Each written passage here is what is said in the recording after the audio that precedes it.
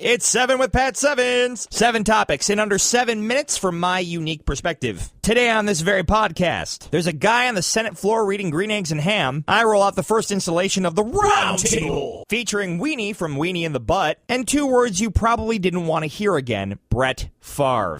First up, hard news headlines. Your 7 with Sevens starts now. Number 1, Senator Ted Cruz is filibustering right now the Senate. He doesn't like Obamacare because it's un-American. So he's literally standing in front of the Senate doing things like reading Green Eggs and Ham. I kid you not. He says he's going to do this until he physically can't stand any longer. I'm not hating on the guy. I give the guy credit for standing up, literally, for what he believes in. None of this would be necessary, though, if Congress knew how to work with each other. Last time I checked, Ted Cruz isn't exactly the most compromising guy. Then again, people would say the same about the president. All of this showing of standing your ground and trying to look strong is adorable. I still hope you bastards get shut down, though, in a few days. Yes, there will be some people who work for the government who will have their jobs seized for the moment. And yes, you may lose a few services. But in terms of your everyday life, you'll still have to go to your crappy job. You still aren't getting a raise. They are still going to cut your benefits. You will still pay more for those benefits. Your kids' teachers don't have the resources, so they're not educating your kids properly. God forbid you drive over a bridge because it may collapse at any moment. Student loan debt will continue to cripple you or your kid. And on top of all that, I promise you'll have a wonderful traffic jam when you leave work today. See? Nothing really changes. We don't need them anyway. Screw them. Number 2.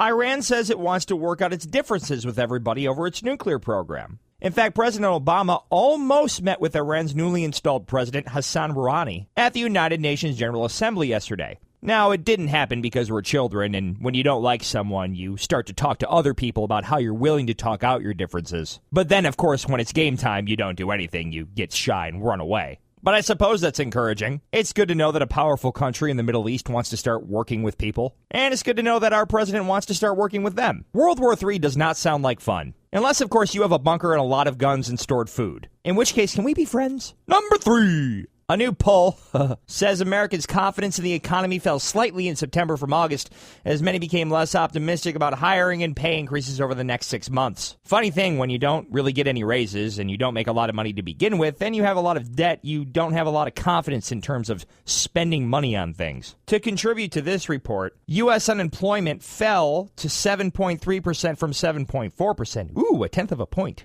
Yay. Why the decline, though? Mostly because more people stopped looking for work and were no longer counted as unemployed because they had been unemployed for so long. So the numbers are better because things are crappier. Yay. Number 4, Super 3 Tech News. Amazon has introduced a device called the Kindle Fire HDX. The tablets are significantly faster and way less than the previous generation. There's a 7-inch version, but if you need a little more, there's an 8.9-inch version as well. What grabbed people's attention about this, though, is not that it's a new, faster tablet, but rather it has something called Mayday, which is a feature that calls up a live customer service representative in a tiny video window to explain new features or troubleshoot problems 24/7 for free. It's kind of a good idea. When's the last time you went to the Amazon store? Literally, store. There isn't one. It's not like Apple where you can go see the pretty sweet genius who will help you with your problems and call you a dumbass. As much as I like Apple, I hate going into that store. They always talk to you like you're a complete moron. Yes, sir, did you turn the device off and back on?